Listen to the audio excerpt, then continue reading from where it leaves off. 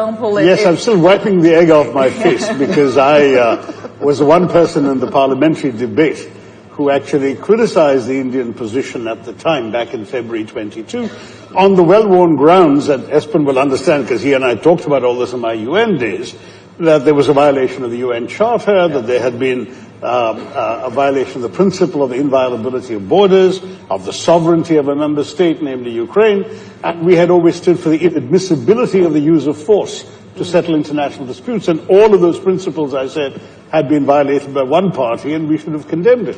Well, a couple of years later, 3 years later, it does look like I'm the one with egg on my face, because clearly the policy has meant that India has actually a prime minister who can hug both the president of Ukraine and the president of Moscow 2 weeks apart and be accepted in both places. And therefore, India is in a position where it can make a difference to a lasting peace, if it was so required, in ways that very few countries would be able to. And it's partially, I mean, again, going back to some of the things that Stephen Harper and Espen said, distance helps.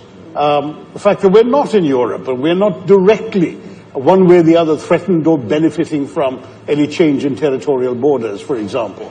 That helps. The fact that the two parties seem to be ready to agree to peace.